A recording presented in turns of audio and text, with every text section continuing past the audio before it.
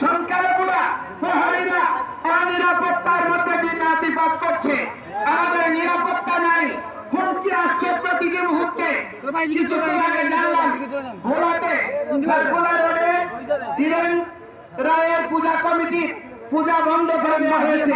বিভিন্ন জায়গায় পূজা বন্ধ করে দেওয়া হচ্ছে, প্রতিমা ভাঙচুর হচ্ছে, মঠ মন্দির ক্ষতিগ্রস্ত করছে, চাঁদাবাজি চলছে, শ্লীলতাহানি হচ্ছে। এখন প্রশ্ন হচ্ছে সংখ্যালঘু কারা? যথার্থ সংখ্যালঘু হচ্ছে দুর্বৃত্তরা। বাংলাদেশের অধিকাংশ মানুষ অসাম্প্রদায়িক, বাংলাদেশের অধিকাংশ মানুষ ভালো, বাংলাদেশের প্রতিটা মানুষ ধার্মিক। কিন্তু আমার প্রশ্ন তাদের কাছে, যদি এই বাংলাদেশের প্রতিটা লোক হয় বিএনপি, হয় আওয়ামী লীগ, হয় জাতীয় পার্টি, অথবা জামায়াতে ইসলাম, অথবা হেফাজতে ইসলাম, কোন না কোন রাজনৈতিক দল বা মতাদর্শের অনুসারী, কিন্তু আমার প্রশ্ন হচ্ছে 5ই আগস্টের পরে আমরা সবাইকে পাশে পেয়েছি, এই জন্য আমরা আপনাদেরকে ধন্যবাদ দেই। কিন্তু আমাদের কোন হিন্দুরা মনের সাহস নিয়ে দীপ্ততার সঙ্গে যে কথাটি বলতে পারেনি, জামায়াতে ইসলামের আমিরে জামায়াত তিনি বললেন যে কোন মুসলমান পাহারা দিয়ে নামাজ পড়ে না, কোন মুসলমানের মসজিদ পাহারা দিতে হয় না। তাহলে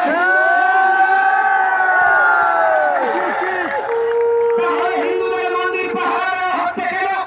আপনারা বলছেন এই দেশে সহিংসতা হচ্ছে না, রাজনৈতিক নিপীড়ন হচ্ছে, তাহলে কেন দুর্গা পূজায় মাদ্রাসা ছাত্রদেরকে নামিয়ে দেওয়ার প্রয়োজনীয়তা অনুভব করছেন?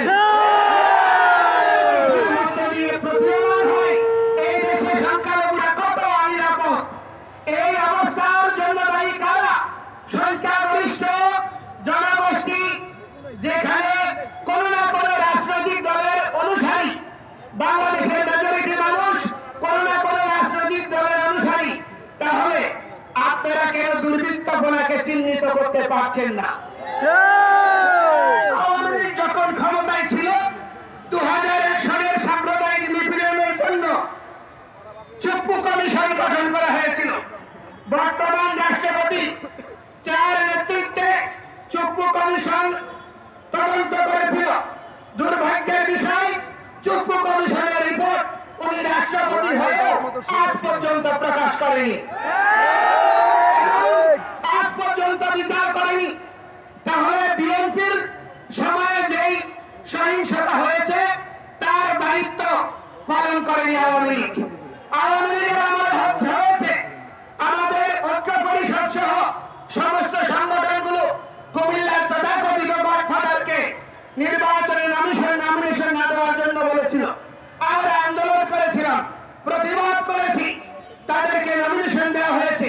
সেই দুর্বৃত্তপনার বিচার আজকে যদি রাজনৈতিক দায় এড়াতে চায়, তাহলে বিএনপি, জামায়াতে ইসলাম, আপনারা যারা আছেন ক্ষমতায়, তাদের উচিত ছিল প্রথম 5টা বা 6টা কমিশনের সঙ্গে 21 সাল থেকে অদ্যাবধি যে সহিংসতা হয়েছে, যে নির্যাতন হয়েছে, হত্যাকাণ্ড হয়েছে, তার জন্য কমিশন গঠন করা। আপনারা বাস্তবিকই সংখ্যালঘুদের প্রতি আন্তরিক, সেটি তো আমরা দেখিনি। আপনারা সংবিধান সংশোধন করতে চান, আমরা বিরোধিতা করি না। রাষ্ট্র যদি সামগ্রিকভাবে জনসাধারণের প্রয়োজনীয় মৌলিক অধিকার প্রতিষ্ঠার জন্য সংযুক্তি দরকার হয় করেন, তবে সেখানে আমরা শুনলাম কালকে সেই কমিশনে হিন্দু প্রতিনিধি দেওয়া হয়েছে। আমাদের বক্তব্য হচ্ছে আড়ালে লুকোচুরি করে আমাদের পাহাড়িদের মধ্যে একজন উপদেষ্টা নিয়োগ করা হয়েছে। এই উপদেষ্টা তিনি পাহাড়িদের উপর যখন হামলা হয়েছে বক্তব্য এসেছে তার, আমরা তাকে কৃতজ্ঞতা জানাই। কিন্তু আমাদের যে হিন্দু উপদেষ্টা হলো আজ পর্যন্ত কোন মন্দির পরিদর্শনে যায়নি, কোন ক্ষতিগ্রস্তের পাশে দাঁড়ায়নি, সংখ্যালঘুদের সাথে কোনো বক্তব্য দেয়নি।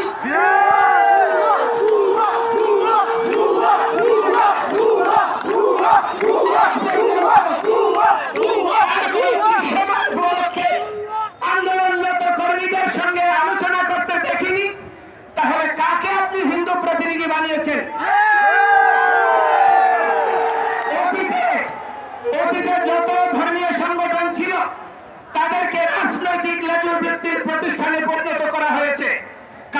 থাকি যারা ছাত্র ইউনিয়ন করেছে, যারা কমিউনিস্ট করেছে, যাদের ধর্মীয় অনুভূতি নাই, সেই সমস্ত তথাকথিত বুদ্ধিজীবীদেরকে হিন্দুদের নেতা বানানো হয়েছে।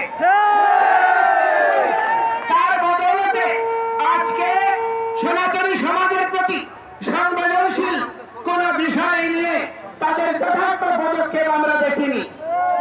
এই জন্য আমরা এই ধরনের কোন ব্যক্তিকে কমিশনে অন্তর্ভুক্তি হলে আমরা সংখ্যালঘুরা সেই ধরনের পরিবর্তন মানব না।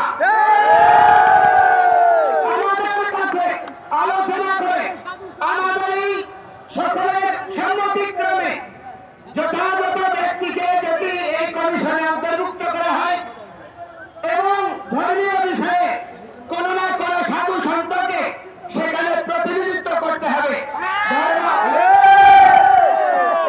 ধর্ম মন্ত্রণালয়ে এখন হুজুরকে দেওয়া হয় ধর্মমন্ত্রী হিসেবে প্রতিটি রাজনৈতিক সরকারে, তাহলে হিন্দুদের প্রতিনিধিত্ব করার জন্য অবশ্যই অরাজনৈতিক এবং ধর্মীয় ব্যক্তিত্বের উপস্থিতি আবশ্যক।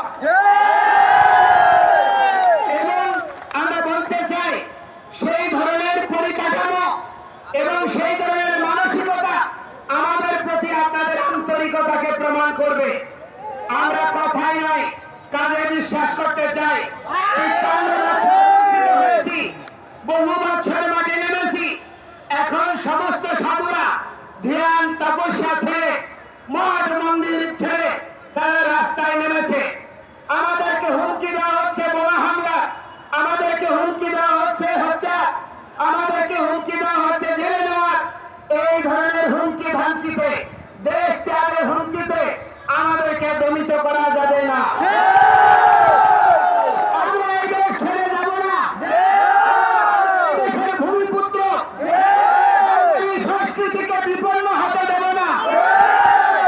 আপনারা, আমরা সনাতনীরা, বৌদ্ধরা আমরা বিশ্বাস করি জন্মান্তরবাদে দেহের মৃত্যু হয়, আত্মার মৃত্যু হয় না। কবি গেয়েছেন, আবার আসিব ফিরে দানশিরি নদীর তীরে শঙ্খচিল বা শালিকের বেশে। আমরা শঙ্খচিল শালিকের বেশে নয়,